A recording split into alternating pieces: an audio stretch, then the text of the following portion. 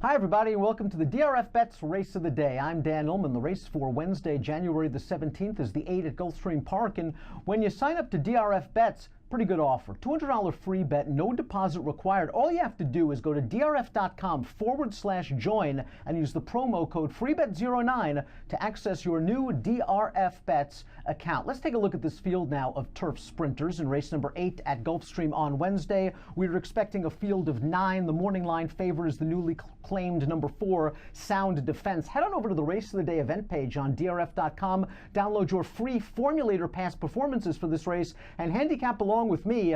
I'll take the field in post-position order, beginning with the number 1, April Rose. And 3 starts back over this course and distance, April Rose popped an 87 Beyer speed figure, a number good enough to win Wednesday's Race of the Day. That's the good news. The bad news is after that race, January 21st, 2017, April Rose basically fell off the planet. She didn't appear for 10 months. She came back. She finished off the board as the favorite. She went to the sidelines for another 2 months, and she ran okay last time out in a common race featuring several of these horses on December of the 26th. That was a race, and we'll get into it a little bit later on in the analysis, that really featured a pace meltdown, and April Rose went blazingly fast on the early lead and understandably paid the price late. If you believe that that race is a good indicator that she is going to come back to her best form in the second start off of the layoff, then April Rose provides value in this race at 10-1. Personally, I am concerned in that she has only raced twice in a year. I wonder where she is from a form standpoint and from a fitness standpoint. Plus, there are other speeds in this race. But April Rose should at the very least be in the thick of things when the field turns into the stretch. The number 2 is Fashionably Wild, and April Rose likes to be close to the pace. Fashionably Wild is just not a very good gate horse, and that's not a good thing when you're competing in 5 furlong turf sprints where the start is the main factor in the race. Fashionably Wild, I prefer at distances of 7.5 furlongs. She is eligible for a non-winners of 2 life race, facing other multiple winners in this field.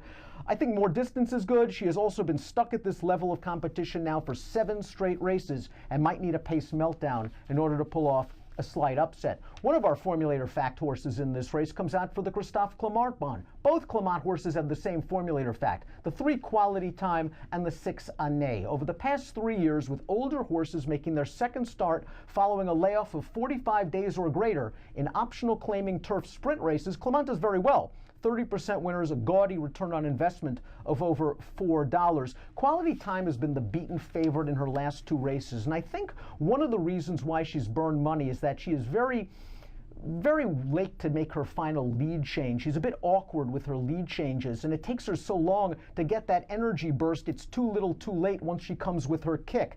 Quality Time was close to that fast pace in the December the 26th race. Again, it took her forever to change leads in the stretch, and she was making up a little bit of ground. But she is still eligible for a non-winners of 2 life race, and she is riding an 8-race losing streak. She'll take some money in this spot at 9-2 and is certainly a contender, but I wouldn't want to take too short a price on her to win. The 4 is Sound Defense, who was recently claimed by a barn that does very well with newly claimed runners and also does well with turf runners. Let's cue the Formulator fact for the 4, Sound Defense. Over the past year, this barn with older turf runners wins at 29% with a positive ROI of $2.51.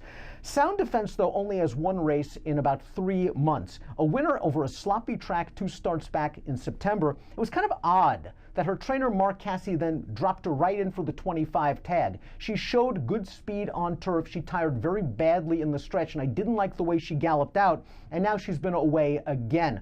The Timeform US Pace Projector, however, believes that the number 4 Sound Defense will get to the early lead, and of course that's key in turf sprint races. Personally, I think she's going to face a little bit more pressure than what the Pace Projector shows. I think April Rose is going to be out there, I think the 7 Jumbie Bay is going to be out there, and I think the 9 Hardest Stray can also push the pace. Sound Defense on her best day has figures to win this race. She's 3-1 on the morning line. It's a little bit light to win, but she is a horse you certainly might want to consider in multiple race wagers. And personally, that's the way I'm leaning towards playing this race, getting alive and spreading. The 5 is Miss Simard, who's 30-1 on the morning line and a long shot for a reason. She made her local debut in that December the 26th race. She was dismissed on the tote board at 123-1 odds, and she ran like a hopeless long shot, finishing 10th, beaten 7.5 lengths. While she has won at this distance, it was at Arlington Park back in September, and she has to improve by leaps and bounds to win this race.